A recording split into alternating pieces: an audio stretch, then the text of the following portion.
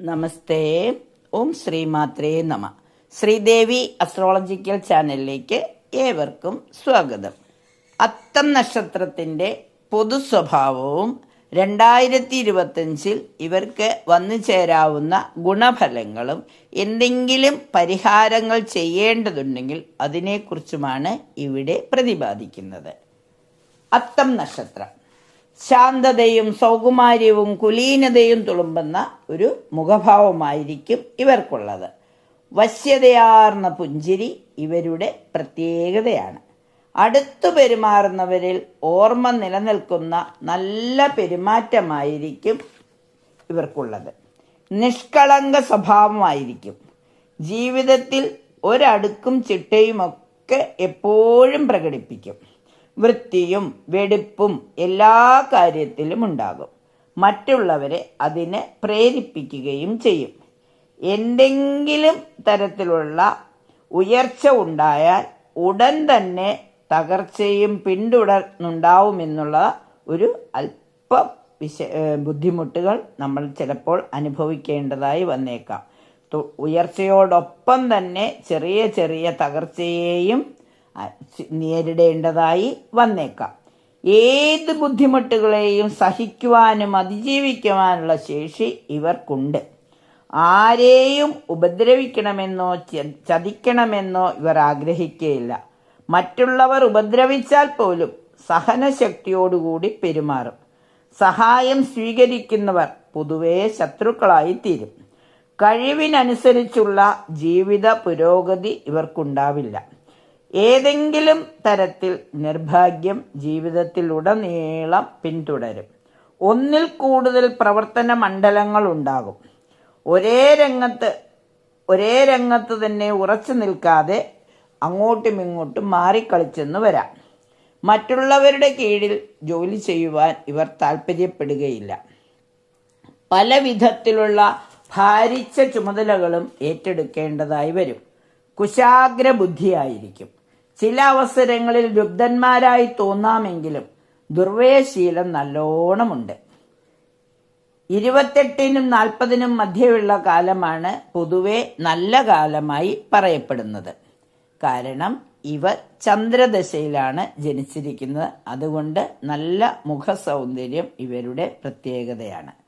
ചന്ദ്രൻ കഴിഞ്ഞാൽ പിന്നെ ചൊവ്വയും രാഹുവും കഴിഞ്ഞാൽ 30 വയസ്സ് മുതൽ 46 വയസ്സ് വരെയുള്ള വ്യാഴം ഇവർക്ക് ഒരുപാട് നല്ല ഫലങ്ങൾ നൽകും.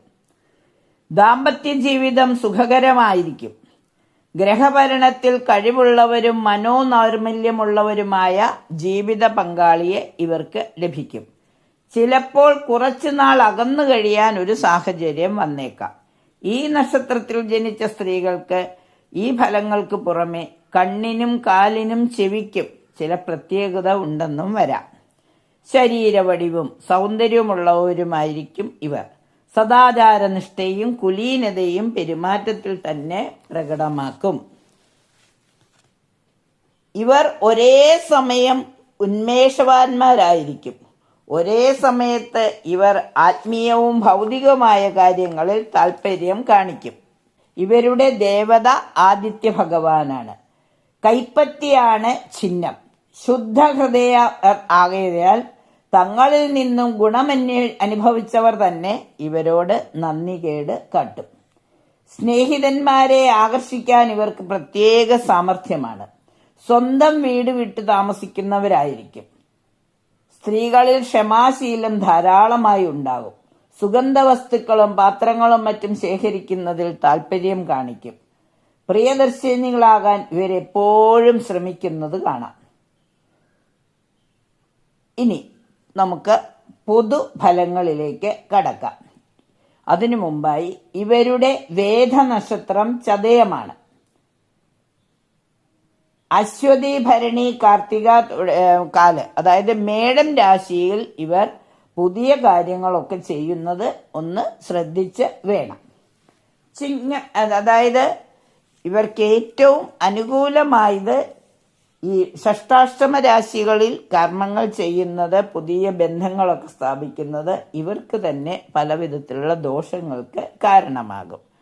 അപ്പം അതുകൊണ്ട് ഒന്ന് ശ്രദ്ധിക്കുന്നത് നന്നായിരിക്കും. മേടം രാശിയിലുള്ളവരുമായി, അതായത് അശ്വതി ഭരണി കാർത്തിക ആദ്യപാദം ആയിട്ടും അതുപോലെ കുംഭക്കൂറുകാരുമായിട്ടും ഒന്ന് പ്രത്യേകം ഇടപെടുന്നത്. അതായത് കുംഭക്കൂറ് എന്ന് പറഞ്ഞാൽ അവിട്ടത്തിന്റെ അവസാന പാദവും ചതയവും പൂരട്ടാതിയുടെ ആദ്യ 3 പാദവും ചേരുന്നവരുമായിട്ടും ബന്ധം സ്ഥാപിക്കുമ്പോൾ ഒന്ന് ശ്രദ്ധിച്ച് പെരുമാറുന്നത് നന്നായിരിക്കും. ഇനി പൊതുഫലങ്ങളിലേക്ക് കടക്കാം. ആവശ്യമില്ലാത്ത കാര്യങ്ങളിൽ ഇടപെടുന്നത് മൂലം പേരുദോഷം കേൾക്കാനിടയുണ്ട്. എല്ലാ പ്രവർത്തനങ്ങളിലും വേണ്ടത്ര ശ്രദ്ധ പുലർത്തിയാൽ നഷ്ടങ്ങൾ ഒരു പരിധിവരെ ഒഴിവാക്കാം. കടം വാങ്ങുന്നതും കൊടുക്കുന്നതും പാടെ ഒഴിവാക്കണം. സർക്കാർ ജീവനക്കാർക്ക് സ്ഥാനമാറ്റം പ്രതീക്ഷിക്കാം. മനസ്സമാധാനം അല്പസ്വല്പം കുറയും. ഔദ്യോഗിക രംഗത്തെ പല പ്രയാസങ്ങളും ഉണ്ടാകും. പുതിയ തൊഴിലന്വേഷണം ഫലപ്രദമാകും. പുതിയ വിദ്യ അഭ്യസിക്കുവാൻ ശ്രമിക്കും. അന്യദേശ ബന്ധങ്ങൾ ഗുണകരമാവും. വീട്ടിൽ നല്ല മംഗളകർമ്മങ്ങൾ നടക്കുവാനുള്ള യോഗം കാണുന്നു. പ്രവർത്തനങ്ങളെല്ലാം ഫലപ്രദമാകും. സമൂഹ മധ്യത്തിൽ സ്ഥാനമാനങ്ങളും അന്തസ്സുമെല്ലാം വർദ്ധിക്കും. ചില ഭാഗ്യാവസരങ്ങൾ തേടിവരും. ഔദ്യോഗിക രംഗത്ത് സ്വസ്ഥതയുണ്ടാകും. മനസ്സ് ഊർജ്ജസ്വലവും സന്തോഷഭരിതവുമായിരിക്കും. സർക്കാർ ആനുകൂല്യങ്ങൾ ലഭിക്കും. രാഷ്ട്രീയക്കാർക്ക് ഉന്നത പദവി അലങ്കരിക്കാൻ അവസരമൊരുങ്ങും. ഉദ്ദേശിച്ച കാര്യം പ്രാവർത്തികമാക്കുന്നതിന് കഠിന പ്രയത്നം ആവശ്യമായിരിക്കും. സാമ്പത്തിക നില അത്ര മെച്ചമായിരിക്കില്ല. കടബാധ്യത മുഖേന മനസ്സമാധാനം കുറയും. ശത്രുശല്യം വർദ്ധിക്കും. ഔദ്യോഗിക കാര്യങ്ങൾക്കായി ദൂരയാത്രകൾ വേണ്ടി വന്നേക്കാം. വലിയ പ്രതീക്ഷകൾക്കൊന്നും സാധ്യതയില്ലാത്ത സമയത്ത് സുഹൃത്തുക്കൾ പോലും ശത്രുക്കളായി മാറും. അതീവ ശ്രദ്ധയോടെ മാത്രം ഓരോ തീരുമാനങ്ങളും എടുക്കുന്നത് നന്നായിരിക്കും. രാഷ്ട്രീയ പ്രവർത്തകർക്ക് നല്ല സമയമാണ്. മെയ് 18 കഴിയുമ്പോൾ കുറച്ച് മാറ്റങ്ങൾ വരും. അതായത് മെയ് 18 വരെ കേതു ശിരസിൽ നിൽക്കുന്നതിനാലും രാഹു 7ാമിടത്ത് നിൽക്കുന്നതിനാലും വന്നു ചേരുന്ന മാറ്റങ്ങൾ ഈ രാഹുകേതുക്കളുടെ മാറ്റത്തോടുകൂടി ഗുണഫലമായി വരുന്നതാണ്. ഉദ്ദേശിച്ച കാര്യം പ്രാവർത്തികമാക്കുന്നതിന് കഠിന പ്രയത്നം ആവശ്യമായിരിക്കും. സാമ്പത്തിക നില മിച്ചമായിരിക്കില്ല. അതീവ ശ്രദ്ധയോടെ മാത്രം ഓരോ തീരുമാനങ്ങളും എടുക്കുന്നത് നന്നായിരിക്കും.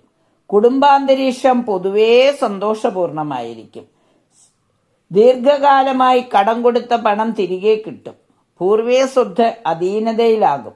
ജീവിത സൗകര്യങ്ങൾ മെച്ചപ്പെടുത്തും. ബിസിനസ് കുറച്ചൊക്കെ മന്ദഗതിയിലാകും. സന്താന സൗഭാഗ്യം ലഭിക്കും. സന്താനങ്ങളെ കൊണ്ട് സൽഗുണങ്ങൾ അനുഭവിക്കാൻ യോഗം കിട്ടും. ഉദ്യോഗത്തിൽ നിന്നും ചെറിയ ചെറിയ നേട്ടങ്ങൾ വർഷാവസാനം പ്രതീക്ഷിക്കാം. സഹകരണ സ്ഥാപനത്തിൽ ജോലി കിട്ടാൻ അവസരമുണ്ടാകും.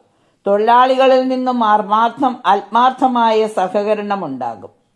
ഉന്നതരായ വ്യക്തികളുടെ വിരോധത്തിനും പാത്രീഭവിച്ചേക്കാം. ധനകാര്യ സ്ഥാപനങ്ങളിൽ ജോലി ചെയ്യുന്നവർക്ക് അനുകൂല സമയമാണ്. പ്രായം കഴിഞ്ഞു നിൽക്കുന്ന വ്യക്തികളുടെ വിവാഹം നടക്കുവാനുള്ള സാധ്യത വന്നു ചേരും. ഭൂസ്വത്ത് അധീനതയിലാകും.